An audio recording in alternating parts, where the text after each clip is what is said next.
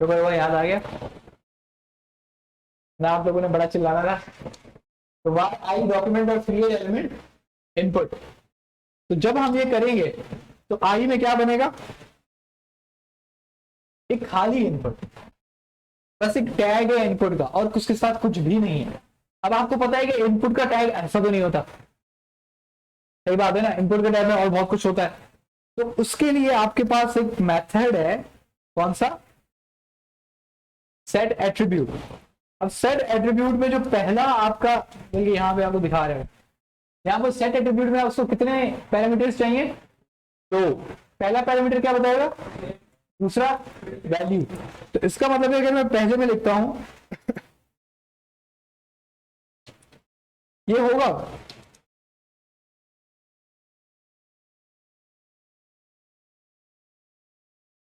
ये लग सकता है। अब हम आई को देखते हैं, तो हमारे पास क्लास उसमें क्या लग गई है, इनपुट अंडरस्कोर टैग, ठीक है। उसके बाद अब इन्होंने जो एक चीज की हुई थी कि वो जो जरूरी होती है हर एक इनपुट टैग में, वो है आपका क्या, टाइप। और टाइप ये कौन सा है, टेक्स्ट। अब ये टेक्स्ट, डेट, पासवर्ड, ये सब को नंबर्स, ये सब आपको पता है, जो भी आप रखना चाहें वो आप रख सकते हैं। लेकिन अभी मैंने कौन सी रखी है, टाइप टेक्स्ट।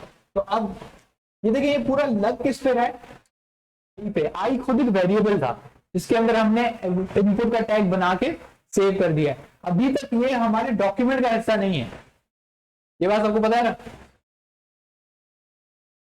अब हम दोबारा से आते हैं आई को देखते हैं, तो अब हम देख रहे हैं कि आई में क्लास भी लग गई और टाइप भी लग गई। दूसरा उन्होंने एक और एट्रीब्यूट लगाने की कोशिश की है, बल्कि लगा दिया है, वो कौन सा है,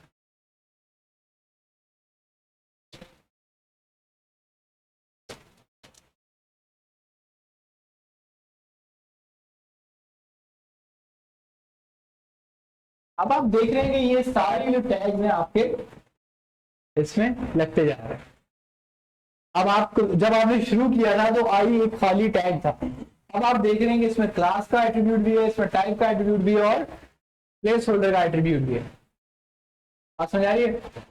तो इस तरह से आप किसी भी टैग के एट्रीब्यूट सेट कर सकते हैं, हत्ता कि वो डिव हो, स्पैन हो, इमेज हो, कुछ भी हो, सही है।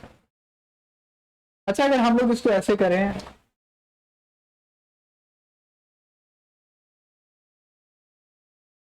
अब ये क्या बता रहे हैं, इसका क्या मतलब है, ये बात समझ आ रही है, ये क्या हो रहा है।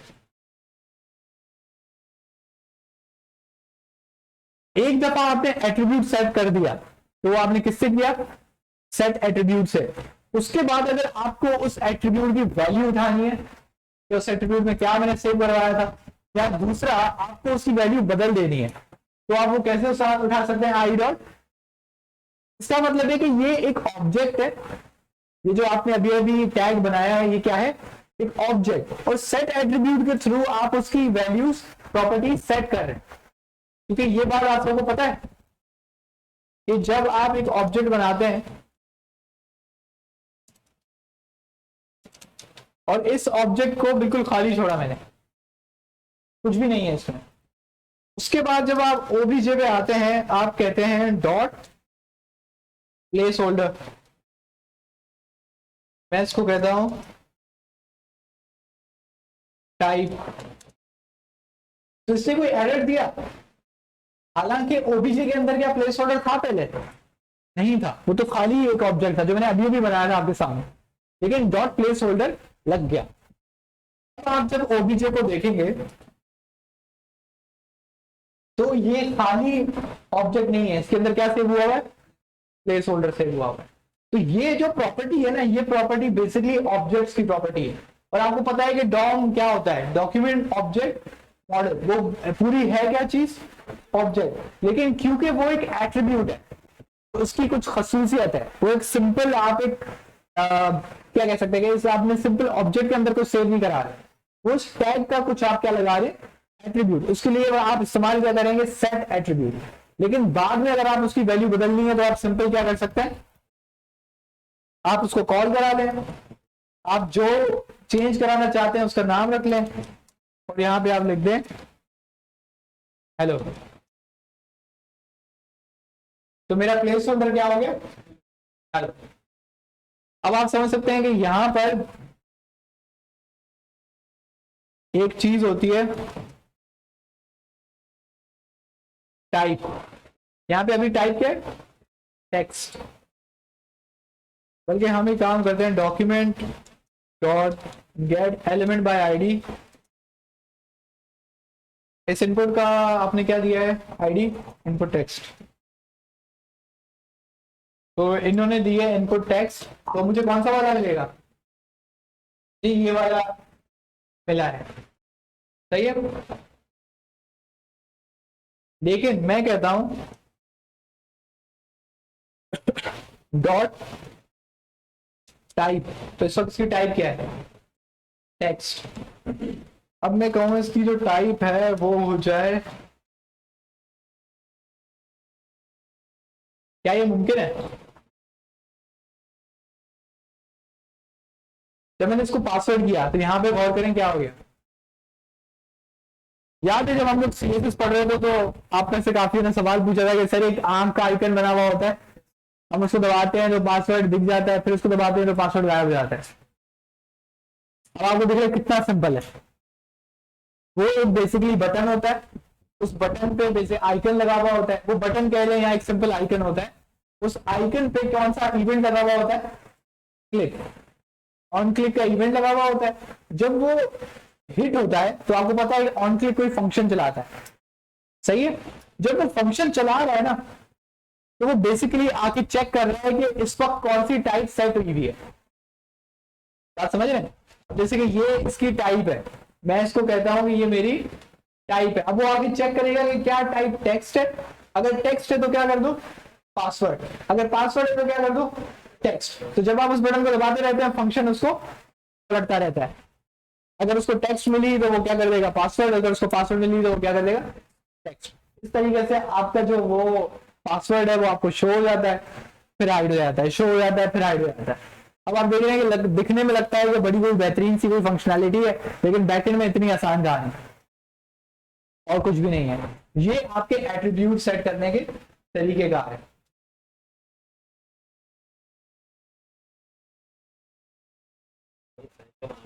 हाँ, आइकन बेसिकली वो एक आइकन खुद एक आइकन होता है, और आप बटन के बीच में भी आइकन दे सकते हैं। आप कीजिएगा कि वो आई वाला टाइप होता है ना आइकन वाला, आप फॉन्ट ऑप्शन का कोई आइकन लगाइएगा और बटन के बीच में जहाँ टेक्स्ट लिख देना आप वहाँ आइकन देते हैं। हाँ सिंपल वैसे ही उठा के आप लगा दें।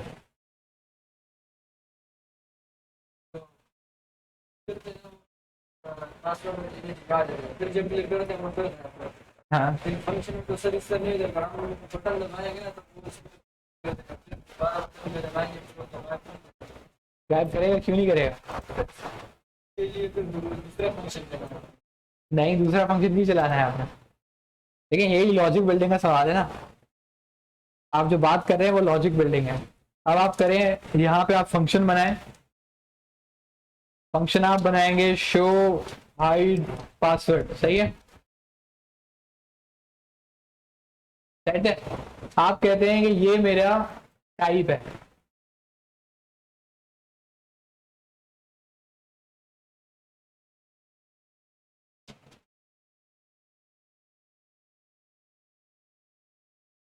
सही है।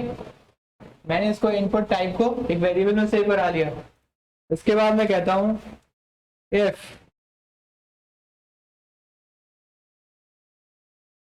Input type is equals to text, सही है। अगर ये टेक्स्ट के बराबर है तो इसको किस पे सेट कर दो, पासवर्ड। एल्स इसको किस पे सेट कर दो,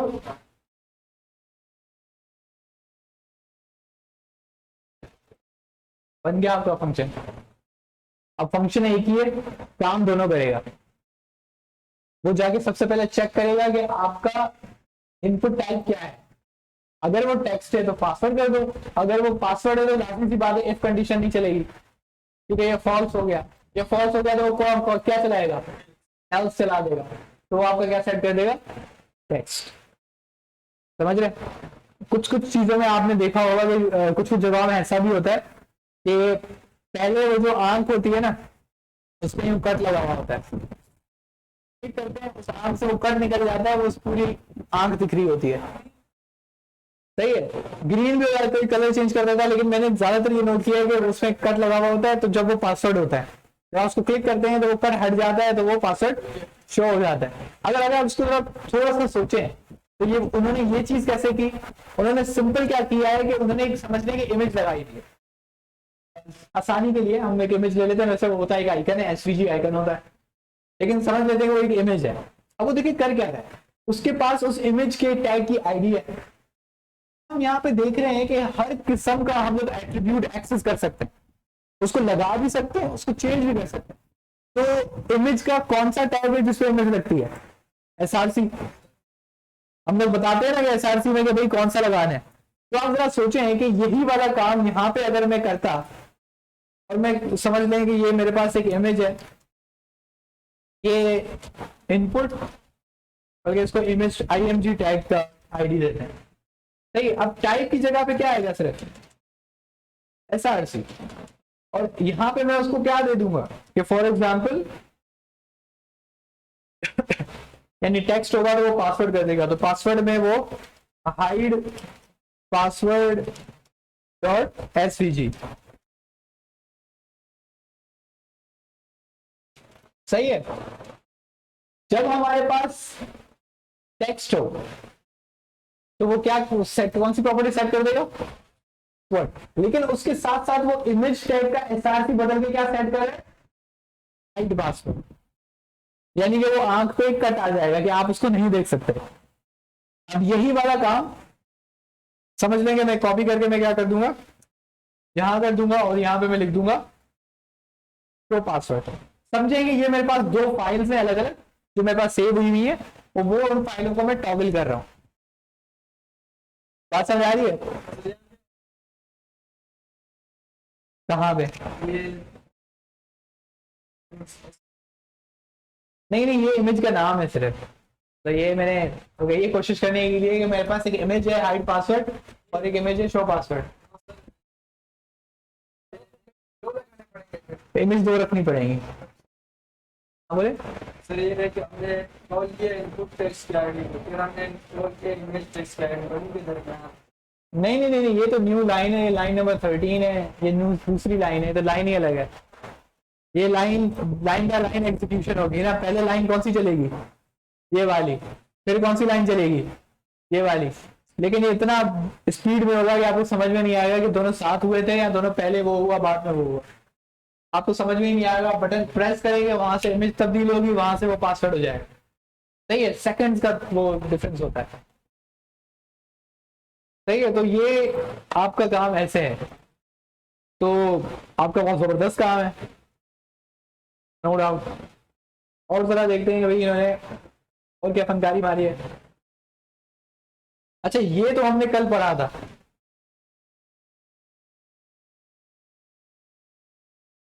ये कल हमने चीज देखी थी, मेरे ख्याल से आखिरी के 15 मिनट में हमने ये बात डिस्कस की थी कि अगर आपको सीएसएस को तब्दील करना है तो आप कैसे कर सकते हैं, क्या लगा के, डॉट स्टाइल लगा के चेंज कर सकते हैं। आप इसमें क्या करेंगे, font size, border radius, margin, padding, इन्होंने क्या क्या लगा दिए, बैकग्राउंड कलर। अच्छा, बैकग्राउंड कलर आप सीएसएस में थोड़ा अलग लिखते हैं और जावास्क्रिप्ट में थोड़ा अलग लिखते हैं। अगर आपको याद हो तो बैकग्राउंड कलर गालिबन आप सीएसएस में कुछ ऐसे लिखते हैं,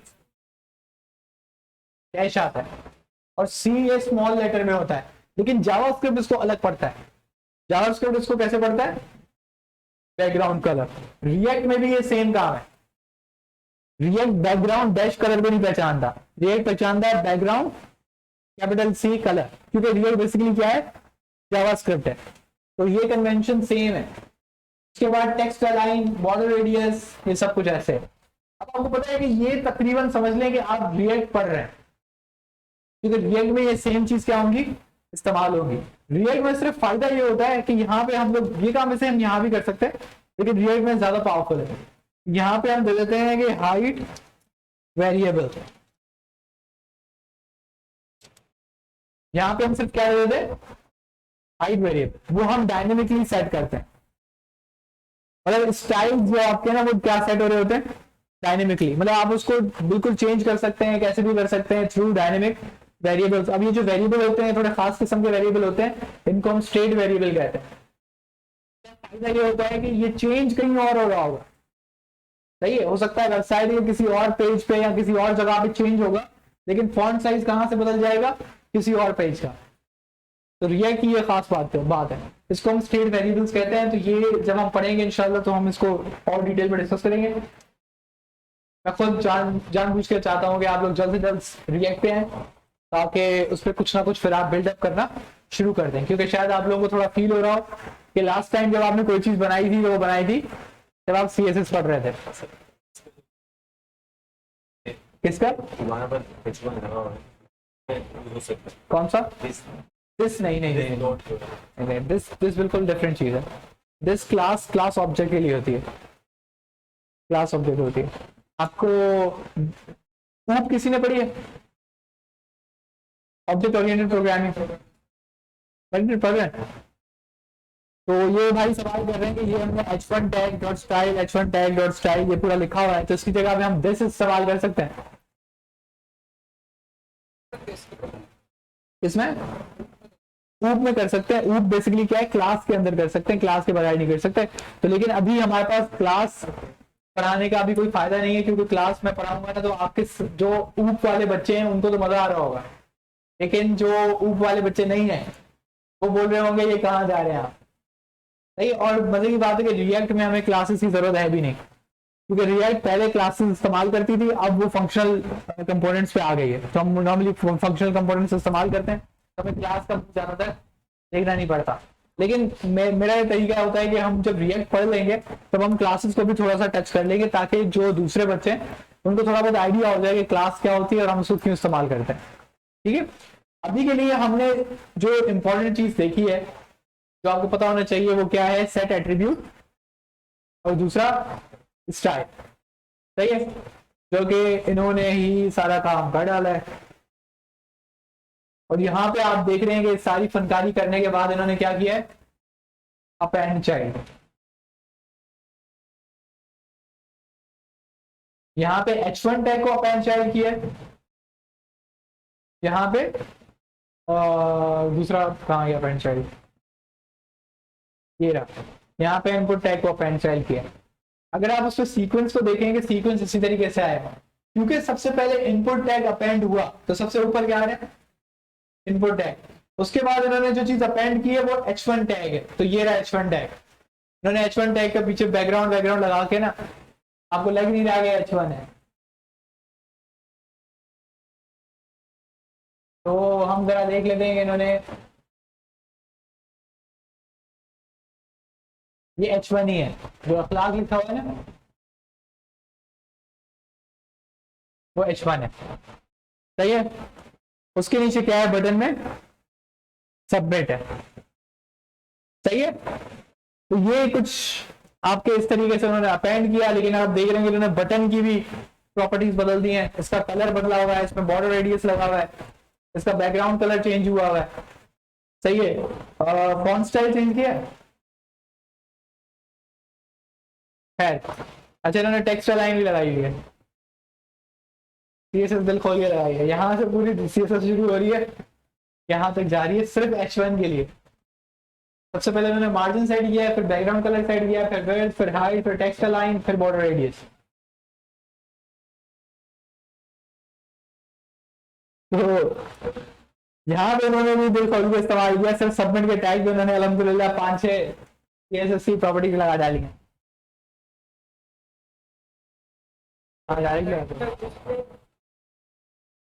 क्या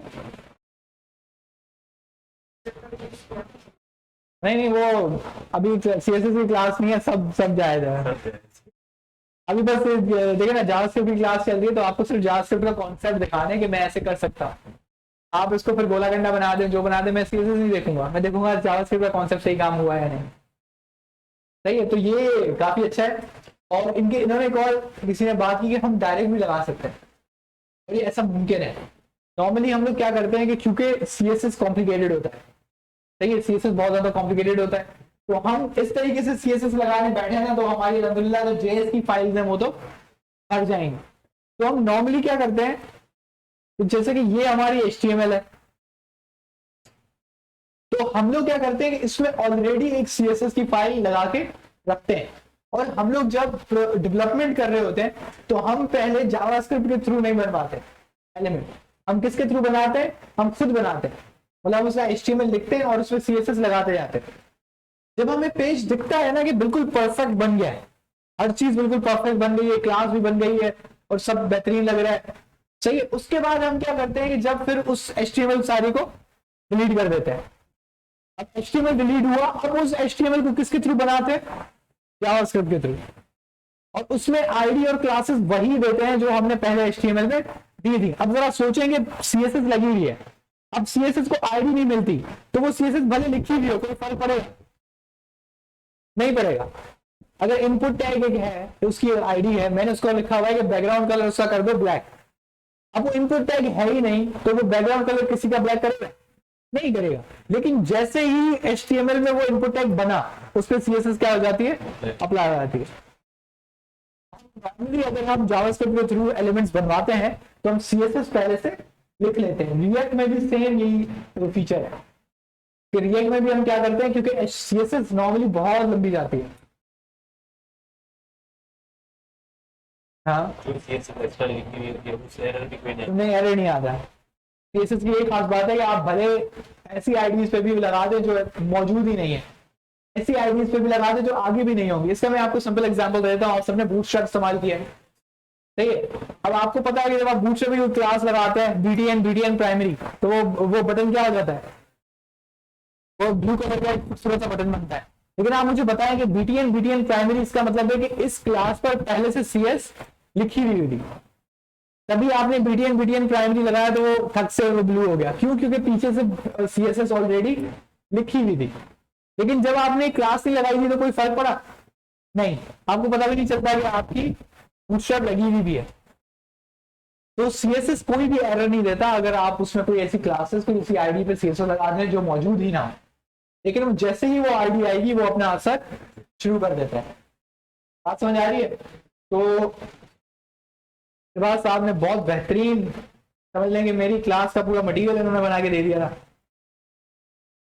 तो ट्राई करते हैं 110 आते हैं या नहीं, लेकिन नहीं, इनका जो वाकई था बहुत जबरदस्त था।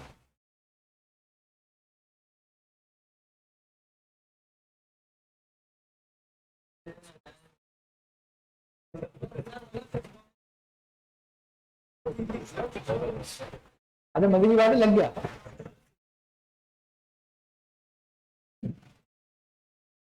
माइनस किया हो कोई असाइनमेंट अगर ये थोड़ी कह रहे हैं ये हमारा लगा देगा ये बात 10 करते हैं। नहीं, मजे की बात है कि गूगल वालों ने इस चीज पे कोई एक्सेप्शन नहीं लगाई।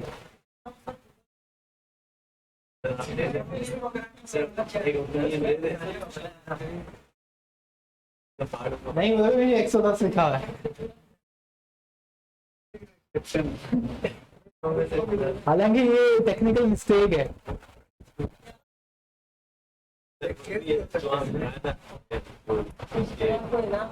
ये बेसिकली इसको हम कहते हैं एक्सेप्शंस, इसी को हम कहते हैं एक्सेप्शंस। एक्सेप्शंस आप सबको पता है, मैंने बताया था।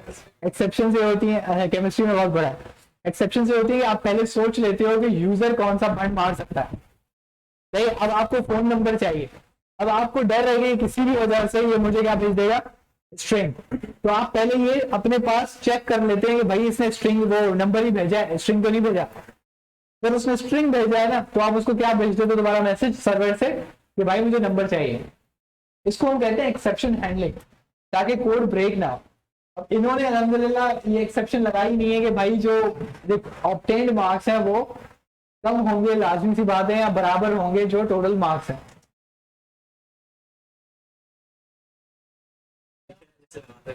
फीडबैक बनाने के लिए फीडबैक लगाना चाहिए। बेसिकली ये सिंपल होता है कि आपका जो सेकंड वाला पैरामीटर है इसका आप पूरा नंबर उठाते हैं। अब आपको एक फंक्शन लगाना चाहिए था कि उस फंक्शन से गुजर के जाना चाहिए। जब हम नोड जेएस पढ़ेंगे ना तो नोड जेएस में हम पढ़ेंगे मिडिल वेयर्स।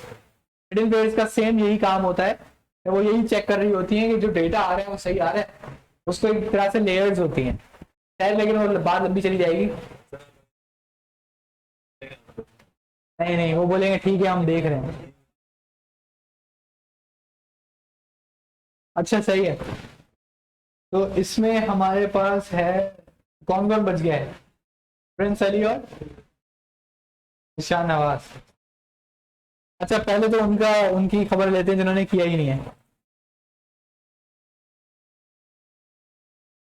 तो असीम साहब ने नहीं किया। अब्दुल हसन अपने अपना चेहरा दिखाइए, कहाँ गया हुआ है?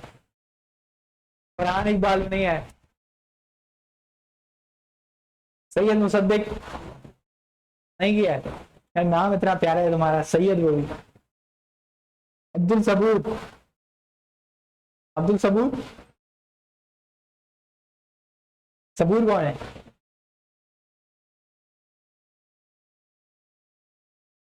ओ हाफिज साहब पीछे छुपे बैठे हैं।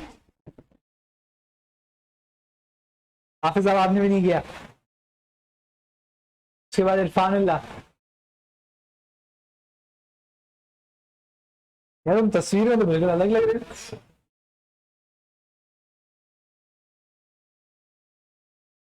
तस्वीर में ऐसा लग रहा है कोई ना पार्टी का लीडर शीडर नहीं होगा।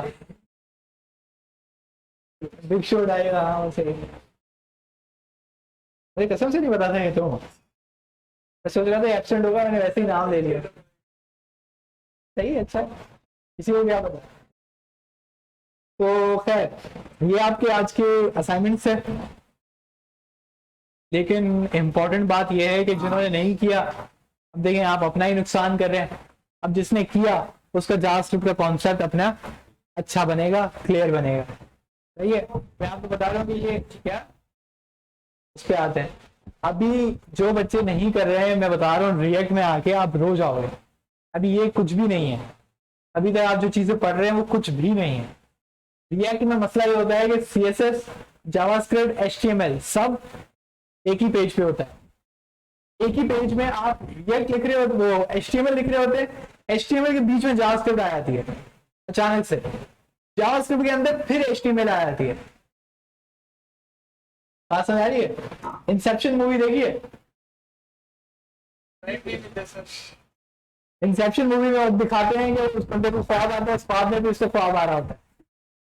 तो ये वो वाली कहानी है कि आपके पास सबसे पहले जावास्क्रिप्ट है, फाइल का नाम भी जेएस होता है, .js फाइल जावास्क्रिप्ट की, उसके अंदर क्या लिख रहे हो आप? एचटीएमएल। उस एचटीएमएल के बीच में दोबारा आप क्या लिख रहे हो? जावास्क्रिप्ट। फिर उस जावास्क्रिप्ट के बीच में एक टैग लगा हुआ होता है एचटीएमएल का। इस पे आपका दिमाग घूम जाएगा अगर आपके जावास्क्रिप्ट के कॉन्सेप्ट सही नहीं है तो।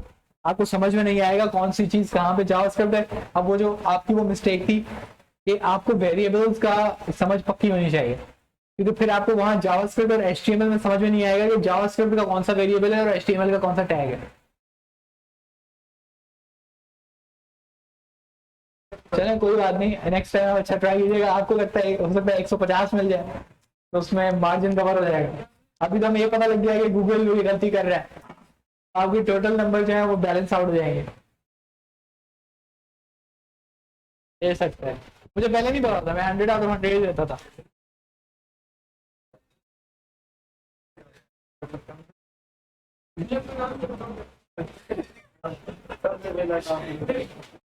सही है। तो इस पे हम देखो है तो नहीं है ये। हाँ प्रिंस अली नाम माशाल्लाह प्रिंस रखा हुआ है तुमने।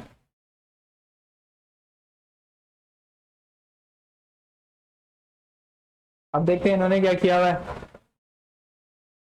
इन्होंने H1 का टैग भी यही बना दिया है, इनपुट का टैग भी यही है और बटन भी यही है। ठीक है जी, मुझे कोई प्रॉब्लम नहीं है। इसका मतलब है कि आप बेसिकली करोगे क्या, आपने बॉडी में आके इसको सिर्फ रिप्लेस कर देना है। सही है। तो इन्होंने पहले H1 का टैग बनाया और जिस तरीके से उन्होंने स्टाइल जावास्क्रिप्ट से दिया था, इन्होंने स्टाइल यहीं पे दिया हुआ है। सही है, लेकिन कोई प्रॉब्लम नहीं है, मैंने कहा था कि आप ऐसा कर सकते हो। तो जहां पर जो ये सारी फनकारी हुई हुई है, ये किसने किया है? मैंने किया है? ये आपने किया है?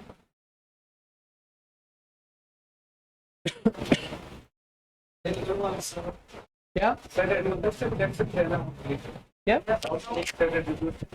एट्रीब्यूट से भी ज्यादा ये भी अच्छा तरीका है,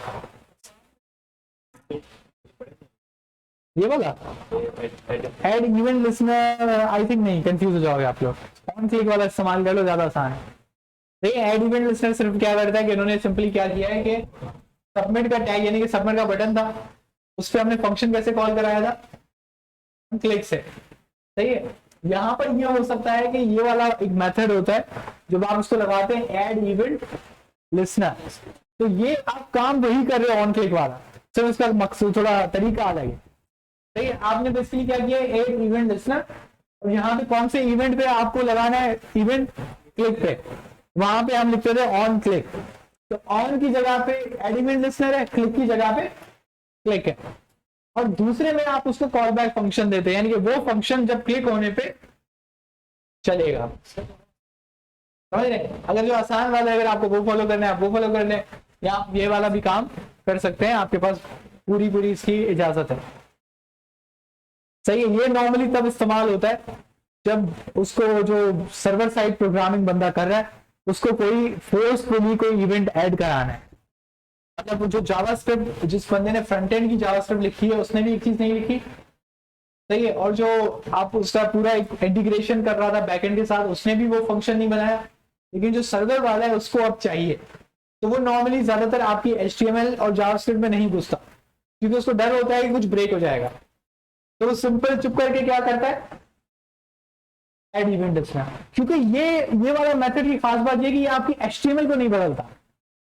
अगर आप खुद सोचेंगे आप ऐड एट्रीब्यूट, वो सेट एट्रीब्यूट लगाएंगे तो ऑन क्लिक का एट्रीब्यूट उसमें लग जाएगा, मतलब आप क्या कर रहे हैं, आप HTML को बदल रहे हैं, यही मसला है।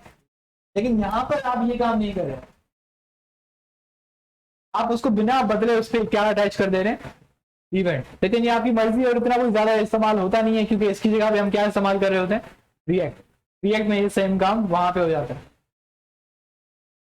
सही है। तो इनका पहले इन्होंने ये काम किया है, उसके बाद अब मेन चीज पे आ जाते हैं, जावास्क्रिप्ट। देखते हैं ये कामयाब हो पाते हैं कि नहीं।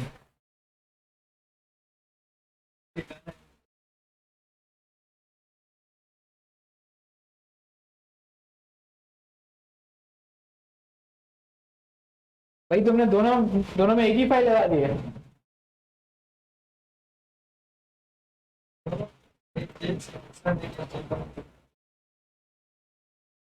मैंने जेएस को सिलेक्ट किया लेकिन उसने फिर HTML खोल ली, क्या चक्कर है?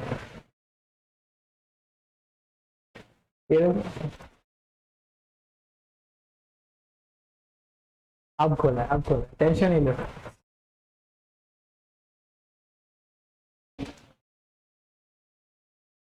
तो आपने एक फंक्शन बनाया है, फंक्शन में आपने गेट एलिमेंट बाय आईडी करा दी है, इनपुट की वैल्यू निकाल ली है ए पे, फिर यहाँ पे आप किसकी एलिमेंट आईडी कर रहे हैं जो कि H1 का टैग है, आप उसको किसके बराबर कर दे रहे हैं, एक है, ये चलेगा? पक्की बात है, कोई मसला तो नहीं आएगा?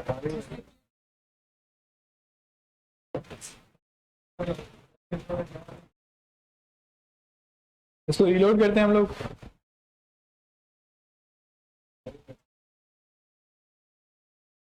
सही है।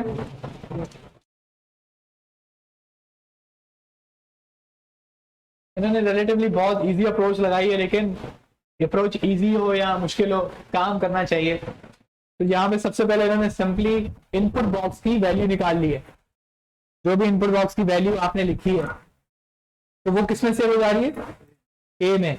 इसके बाद ये उस H1 के टैग को कॉल करवा रहे हैं गेट एलिमेंट बाय आईडी से, और उसका इनर टेक्स्ट किसके बराबर सेट कर दे रहे हैं, ए के, और इस ए में क्या सेव हुआ हुआ है जो मैंने अभी अभी टाइप किया है। तो 2 लाइनों में इनका काम चल जा रहा है, उनका function bar bar click on click पे इन्होंने फंक्शन लगाया हुआ है,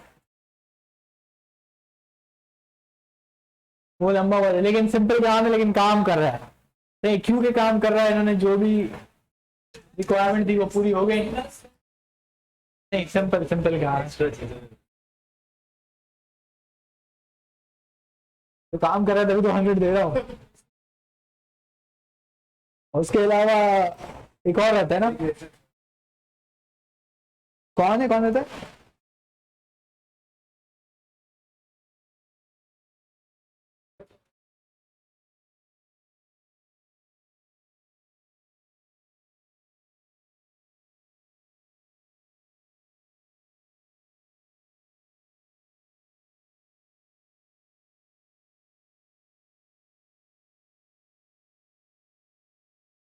इनकी अप्रोच चेक करते हैं।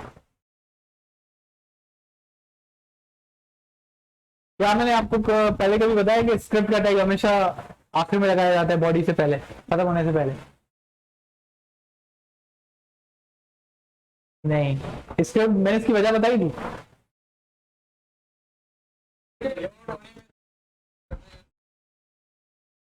सही है। अब एक काम करते हैं, एक काम करते हैं, ये जो गेट टेक्स्ट है,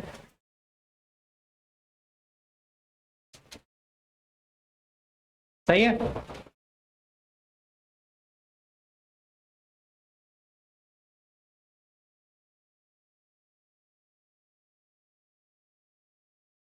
इसमें अच्छी तुम्हारी रीड कर रहा है, वरना यहाँ पे एरर ही आता है, एक गेट टेक्स्ट नॉट फाउंड।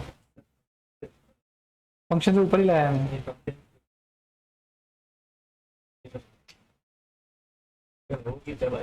हाँ, लेकिन उन्होंने बॉडी यहाँ पे बनाई थी ना, लेकिन आई थिंक उन्होंने कैशे में उसने सेव कर दी है।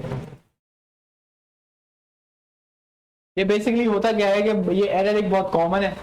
एरर क्या होता है कि हम इसको लास्ट में क्यों लगाते हैं, उसकी वजह ये है कि देखें यहाँ पे अभी तो फंक्शन था, तो जब वो HTML कॉल हुई तो कोड लोड हो चुका था, सही है। और फंक्शन के अंदर जो कोड होता है वो सिर्फ तब एग्जीक्यूट होगा जब वो फंक्शन कॉल होगा, सही है। इस वजह से कोई नॉर्मली एरर नहीं आता।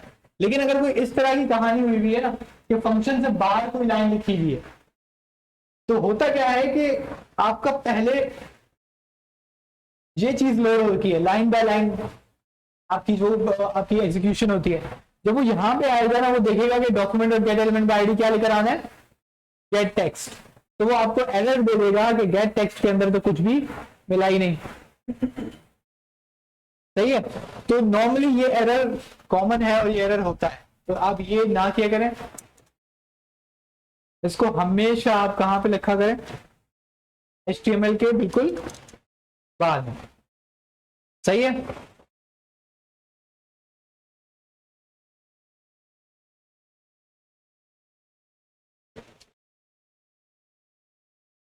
अच्छा, मैंने हेलो ही लिख दिया।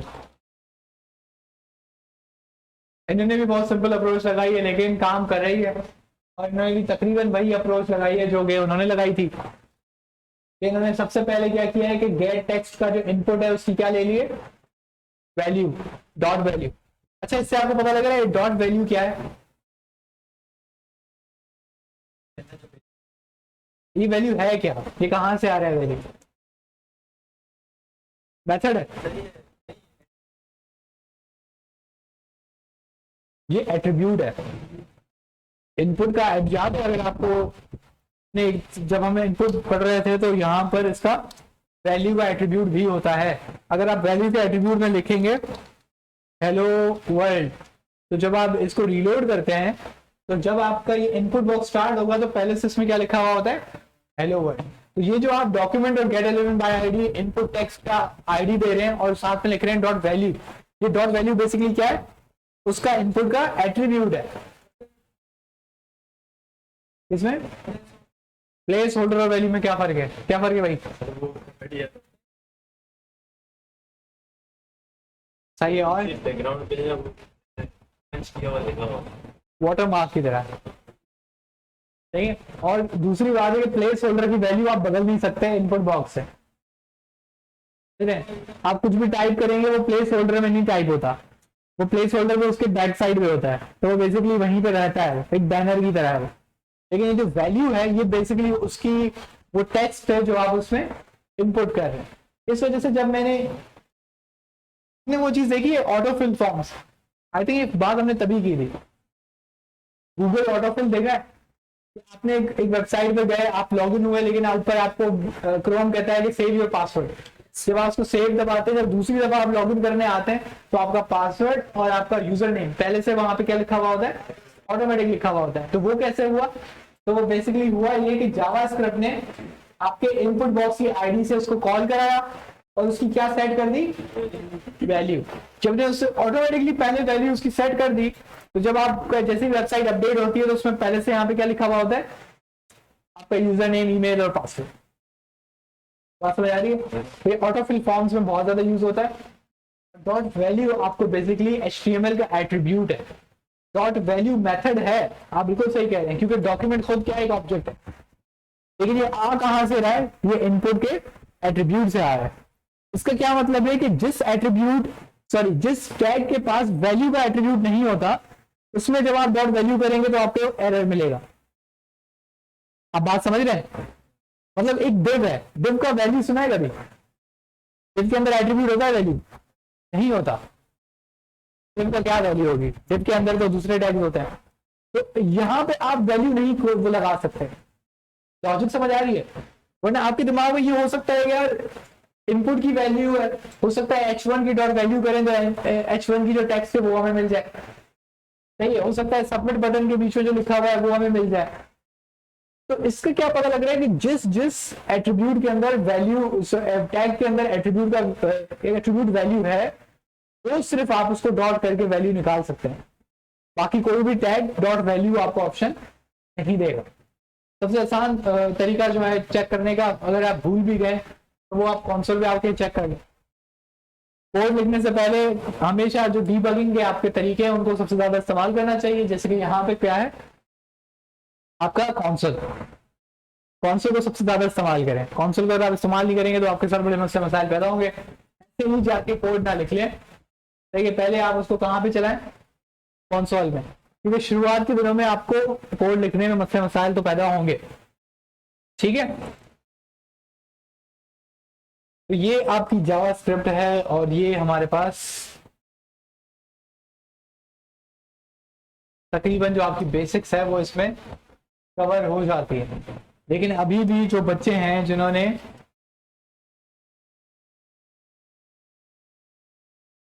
ये सबमिट नहीं करा है, अब उनका मुझे कैसे पता लगेगा कि उन्होंने ये काम सीखा है कि नहीं?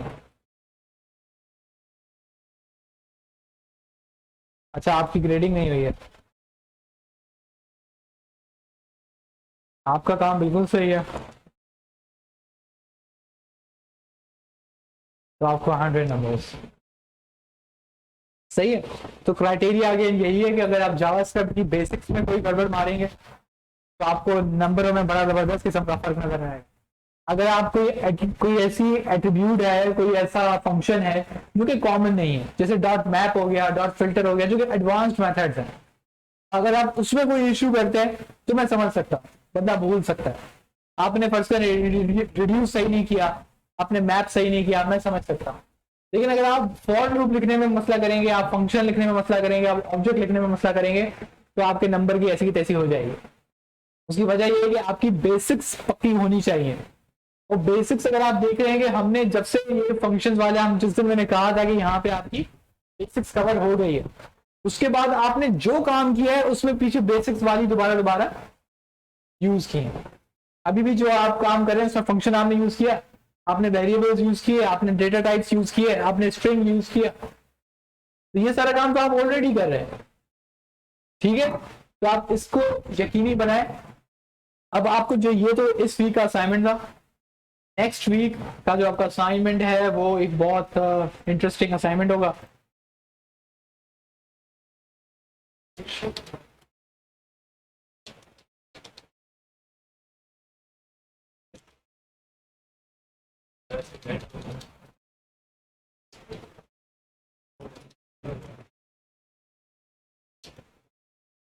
अभी हम थोड़ी देर में उसको थोड़ा सा और रिव्यू करेंगे, उसके बाद हम जावास्क्रिप्ट को यहीं पे खत्म करेंगे और हम नेक्स्ट वीक इंशाल्लाह हम लोग क्या,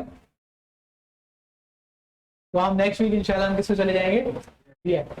लेकिन रिएक्ट में दोबारा से जो आपके एडवांस टॉपिक्स है, जैसे आपके एरे मेथड्स हो गए, आपके ऑब्जेक्ट मेथड्स हो गए, मैप, रिड्यूस, फिल्टर हो गया, ये दोबारा से रिवाइज होंगी और दोबारा से यूज होंगे। जब वो एक्चुअली यूज होंगे ना तब मजा आएगा। कि मैप अभी तक आपने देखा कि मैप का कोई खास यूज नहीं आया, फिल्टर का कोई खास यूज नहीं आया, मैंने आपको जबरदस्ती इस्तेमाल करा लिया लेकिन दिखा नहीं कुछ। जब दिखा नहीं तो फिर उसको प्रैक्टिस कराने का ज्यादा फायदा नहीं। जब वो एक आपको चीज पता लगेगी कि इस पढ़ क्यों है, इसका मैंने खास तौर पर इन्हीं तीनों पे क्यों फोकस किया हुआ है, तब आपको बात समझ आएगी कि अच्छा ये वाकई समझ में आना चाहिए वरना ये वाला काम नहीं कर सकते। बात समझ आ रही है? अब नेक्स्ट वीक का जो असाइनमेंट है वो थोड़ा सा इंटरेस्टिंग असाइनमेंट है। अभी तक आपने जब तक हम CSS आपने जावास्क्रिप्ट शुरू की तो हमने CSS भूल गए थे। एक मिनट सामने जाए।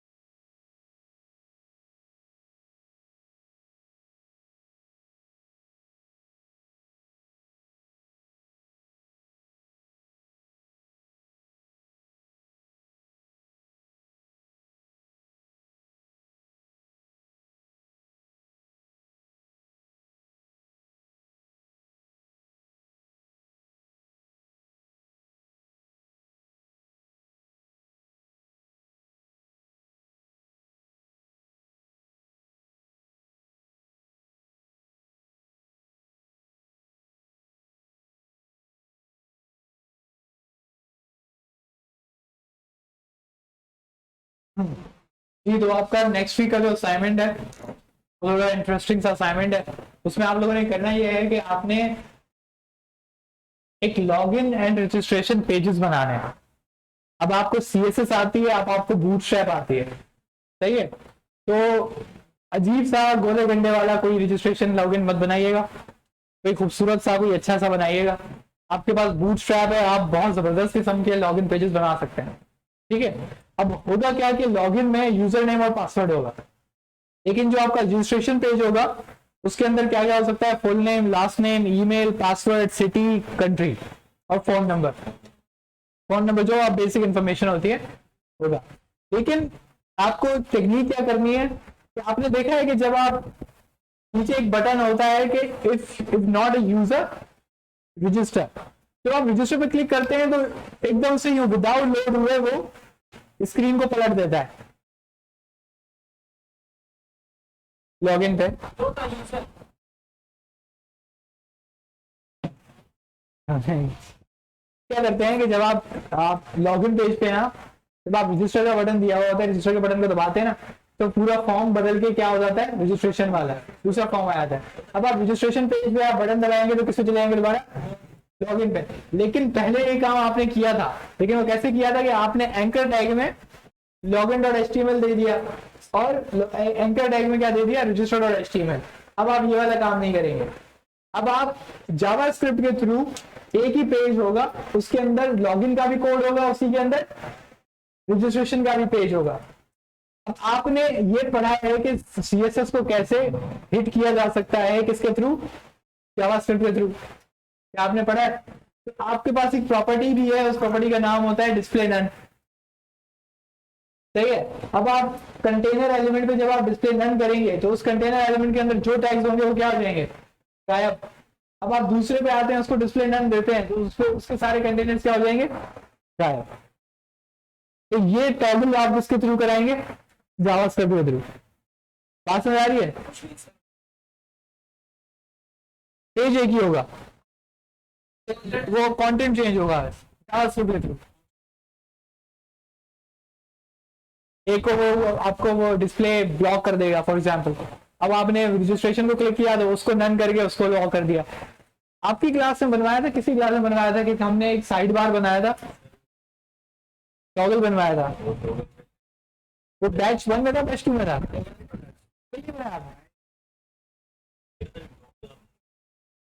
वो टॉगल हम लोगों ने इनकी क्लास में बनवाया था। उस टॉगल में क्या होता था कि यहाँ पे एक साइड बार होता था, साइड बार में एक बटन होता था, बटन में हम लोग बटन को क्लिक करते थे तो साइड बार यूं आगे आता था, बटन को आप फिर दबा देते वो पीछे चला जाता था। तो ये सिंपल हमने यही काम ऐसे किया हुआ था कि जावास्क्रिप्ट के थ्रू उसकी जो क्लासेस हैं वो हम लोग बनाते थे और हटा देते थे।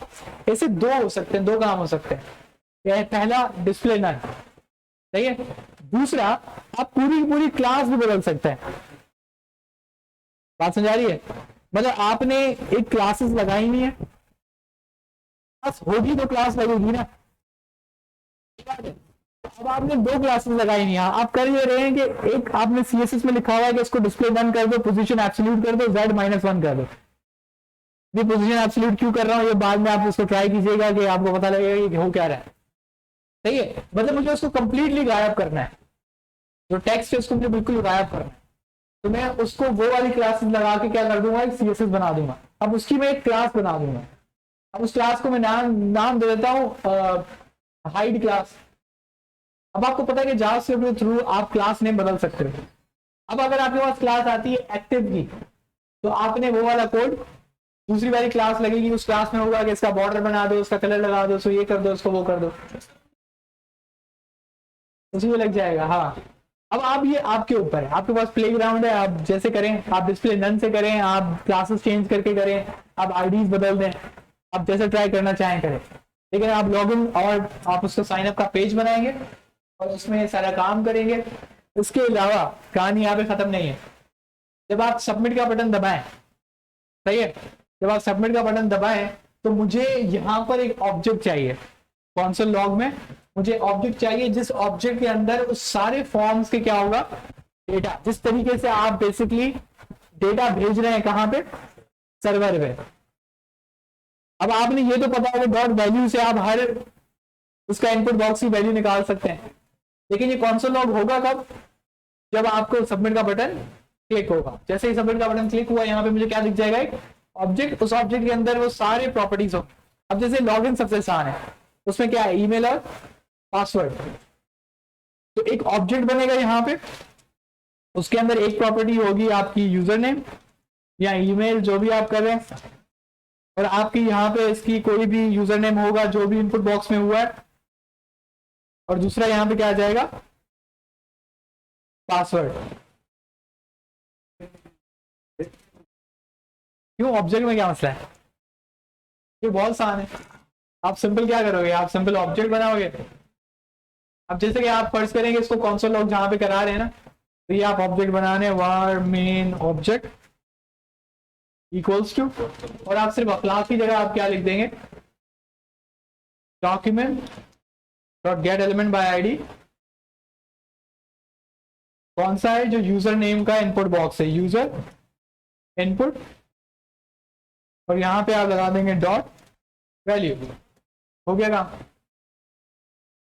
समझ रहे हैं? बस यहाँ पे आपका ये ऑब्जेक्ट बन जाएगा और फाइनली आप मेन ऑब्जेक्ट को क्या करा देंगे, कंसोल करा देंगे। तो ये मेरे पास पूरा का पूरा एक ऑब्जेक्ट कंसोल होके आ जाएगा जैसे ही मैं पूरा फॉर्म फिल करके सबमिट को बटन करूंगा। ये आपकी बेसिक जावास्क्रिप्ट का टर्मिनल प्रोजेक्ट है। ऑन क्लिक पे लग जाएगा, सही है। अगेन मैं कह रहा हूँ इसमें कोई भी ऐसी चीज नहीं है जो आपने ना पढ़ी हो, ठीक है। आप इंटरनेट को सर्च आउट करें, आप न्यू मेथड लेकर आए, मेथड का मुझे कोई इशू नहीं है, सिर्फ काम होना चाहिए, ठीक है। और दूसरी बात है कि कचरे वाला कोई पेज ना हो, पेज खूबसूरत होना चाहिए। आपको बूटस्ट्रैप आती है, आप कोई टेम्पलेट उठाना चाहें आप उठा सकते हैं, लेकिन टेम्पलेट को थोड़ा सा चेंज कीजिएगा ताकि लगेगा ये आपका है।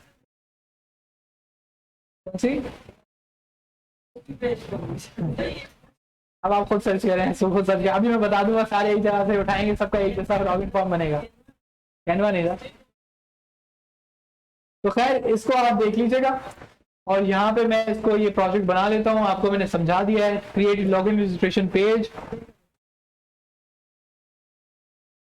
देयर शुड बी, अब देखिए यहाँ पे आपके मार्क्स जो हैं जज होंगे। There should be only one HTML page.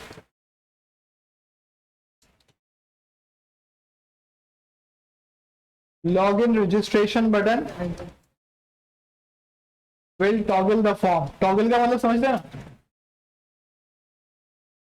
Toggle का मतलब होता है एक दफा दबाया तो कुछ हो गया, दूसरी दफा दबाया तो उसका ऑपोजिट हो गया, सिंपल। नंबर 4 ये है, you will console the output object.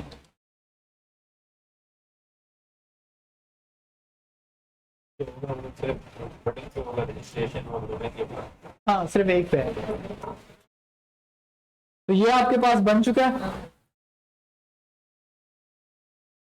आपके पास एक सिंपल सा बना है और इसका यकीन माने इसका आपको बड़ा फायदा होगा, क्योंकि इसमें क्या हो रहा है कि आपकी जावास्क्रिप्ट है, HTML है, CSS है, तीनों टेस्ट हो जाएंगे, समझ आ रही है? तो इसको आप बनाएं, अब ज्यादा मुश्किल नहीं है, आसान है, बस थोड़ी सी मेहनत चाहिए। बस 2-3 घंटे बैठ के आपको ये थोड़ा काम करना पड़ेगा, 2-3 घंटे में बन जाएगा, 2 घंटे से ज्यादा का काम नहीं है। अगर आपने बेसिक्स की जो प्रैक्टिस नहीं की तो हो सकता है आपको 4 घंटे लग जाए, ठीक है। आपके पहले बेसिक्स वाली जो फंक्शंस हैं वो ढूंढेंगे, document dot gate element by ID dot value ढूंढेंगे, फिर उसकी जगह ऐसा कोई मसला हो गया कि आपने आईडी में कोटेशन मार्क्स नहीं दिए तो आपको समझ में नहीं आएगा आप क्या हुआ, फिर आप सर्च कर रहे होगे, ये करोगे। मजाक नहीं उड़ा रहा हूँ, मैं सिर्फ बता रहा हूँ ऐसा हो सकता है, पॉइंटर वाली बात नहीं है, ऐसा हो सकता है। तो आप उसके अलावा हो सकता है आप टॉगल कर रहे हो, फंक्शन लगा रहे हो, टॉगल कर रहे हो सकता है आप भूल गए, ये इफ एल्स कंडीशन आपने नहीं लगाई, अब वो अली भाई वाला काम हो जाएगा। आप एक दफा फंक्शन दबाया, रजिस्ट्रेशन फॉर्म आ गया, आप रजिस्ट्रेशन में दोबारा बटन दबा रहे हैं और लॉगिन पे वापस नहीं आ रहा है, परेशान ये क्या हो रहा है।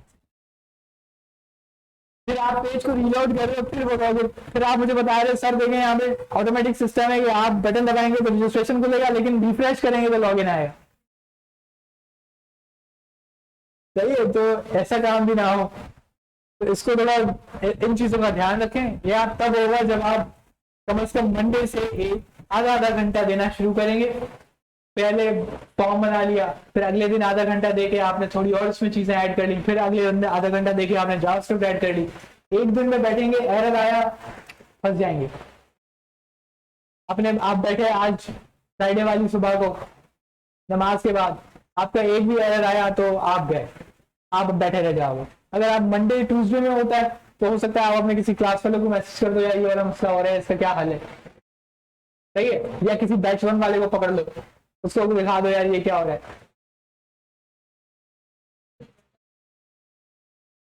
सही है। तो कैसे भी करके काम चाहिए, इससे मुझे ये पता लगेगा कि आपने बेसिक जावास्क्रिप्ट पढ़ ली है।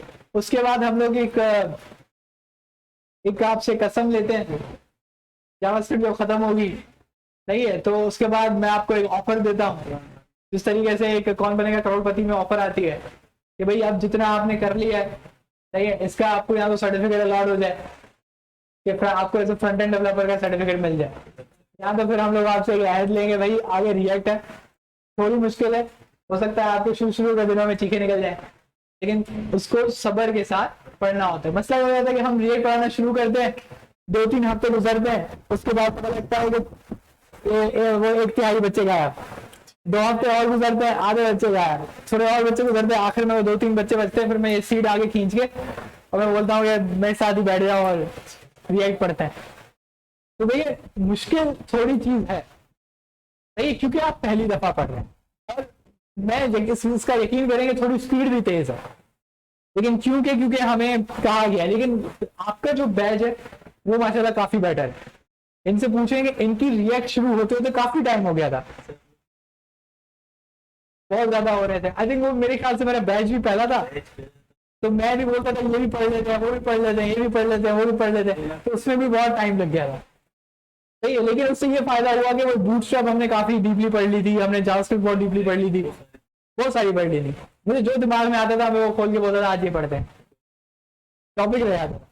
अभी आप लोगों का अल्हम्दुलिल्लाह बहुत टाइमली फैशन के साथ हम रिएक्ट पे पहुंच गए, और मैं चाहता था कि आप ऐसे ही टाइमली फैशन के साथ रिएक्ट तक पहुंचे। क्यों? क्योंकि अगर आप गौर करें HTML, CSS, जावास्क्रिप्ट ये तीनों मिला के कहां अप्लाई होंगी? रिएक्ट में। अगर किसी का CSS का थोड़ा सा कोई कॉन्सेप्ट रह गया होगा वो रिएक्ट में आ जाएगा, किसी का जावास्क्रिप्ट का थोड़ा सा कॉन्सेप्ट रह गया होगा वो तो रिएक्ट उसको ऐसे खींच के मारेगी कि वो बोलेगा कि भाई पहले खुदा का वास्ता है मुझे ये वाला कॉन्सेप्ट समझा दे, क्योंकि पहले ये इतना बड़ा लंबा एक हमारे पास कोड है, ये समझ में नहीं आ रहा, ये पता नहीं कैसे आएगा। ठीक है, तो ये चीजें हैं, आप इसको दोबारा से एक दफा रिवाइज कीजिएगा, जो जो हमने जावास्क्रिप्ट में पढ़ा है उसको एक दफा दोबारा से देख लीजिएगा, ताकि जब नेक्स्ट वीक हम लोग जावास्क्रिप्ट की बातें करें फिर आपको महसूस होगा कि यार हाँ अब कुछ बन गए हम लोग, अब कुछ कमाल की चीजें हो रही हैं। क्योंकि रिएक्ट जब हम पढ़ेंगे तो आपको पता लगेगा कि असल जावास्क्रिप्ट कैसे इस्तेमाल होती है और असल में जो हैवी किस्म का काम है वो कैसे होता है।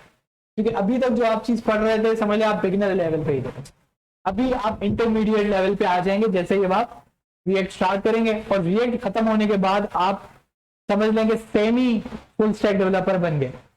एमआई में क्यों बोल रहा हूँ, आधा क्यों बोल रहा हूँ, क्योंकि रिएक्ट में कुछ बैकएंड की फंक्शनैलिटी होती है, सही है, थोड़ी बहुत रिएक्ट बैकएंड फंक्शनैलिटी को हैंडल कर सकता है, कंप्लीटली नहीं कर सकता। इस वजह से हम उसको क्या कहते हैं, सेमी। फिर जब आपकी Node.js स्टार्ट होगी तो Node.js स्टार्ट होने में क्या आपको क्या फायदा हो जाएगा कि आपको एक API बनाना, और रिएक्ट आप पहले से पढ़ चुके होंगे तो आप एक सर्वर भी बना रहे हैं, अब आप एक क्या बना रहे हैं, रिएक्ट ऐप भी बना रहे हैं, तो आपका एक कंप्लीट सिस्टम तैयार हो जाएगा। बात समझ में आई? तो इस असाइनमेंट को गौर से कीजिएगा, क्योंकि ये मैं नेक्स्ट वीक इसको मैं चेक करूंगा। अगर आपने ये नहीं किया तो मैं बोलूंगा आप पीछे जाके बैठो, पहले असाइनमेंट करो फिर रिएक्ट की क्लास में, क्योंकि अगर मुझे ये नहीं पता होगा कि आप ये काम कर पा रहे हैं, अगर आप ये काम कर पा रहे हैं तो आप रिएक्ट में पढ़ने के काबिल हैं, अगर आप ये काम नहीं कर पा रहे तो आप रिएक्ट में आने के भी काबिल नहीं, सीधी बात है। सही है, तो गालिबन जमात का टाइम हो जाता है।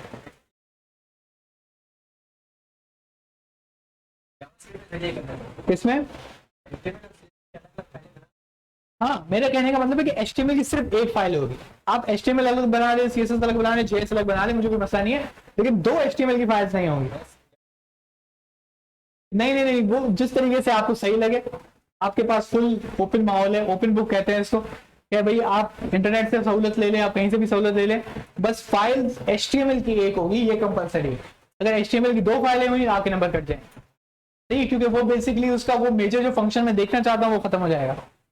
सही है, जिसको वन पेज ऐप कहते हैं। वन पेज ऐप का फायदा ये होता है कि ऊपर आपको लोड होता हुआ नहीं दिखता, आप बटन दबाते हैं और कोई ना कोई चीज चेंज हो जाती है।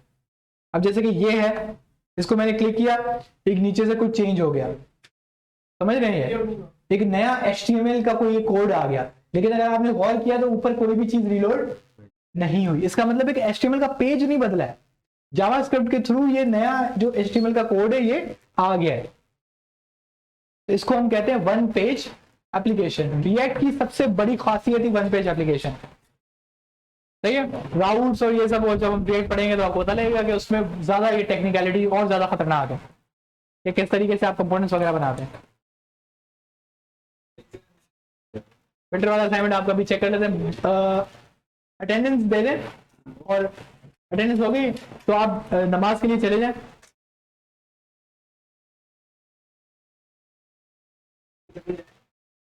आपने दोबारा टर्न इन किया है?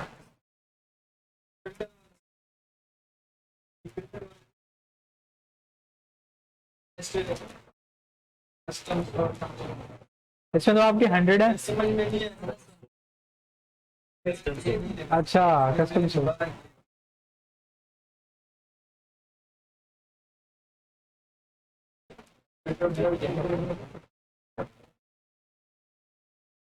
अब इसमें 2 वाला है, 4 वाला है।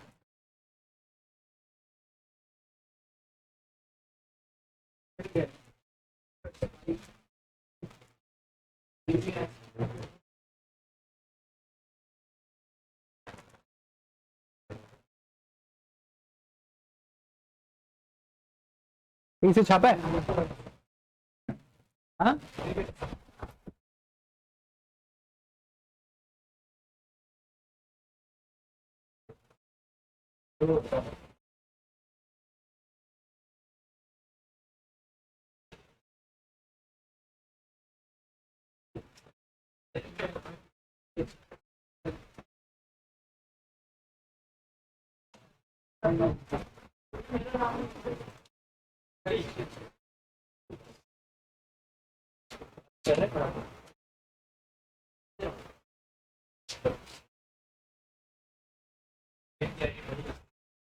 भाई जो मैंने आप लोगों को एक काम दिया था अपना कस्टम सॉर्ट फंक्शन बनाने का, तो मैं आपसे बेसिकली ये लिखवाना था। सही है? तो किसी को समझ आ रहा है क्या हो रहा है?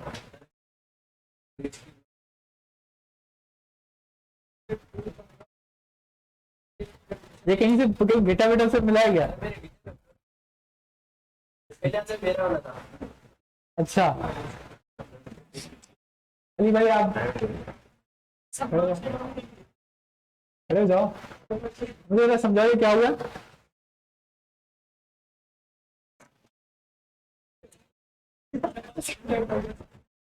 सर ये एरे का जितना रैंक है सर, ये इसमें लूप चलाएंगे तो नेस्टेड लूप के साथ 1+ मिलेगा।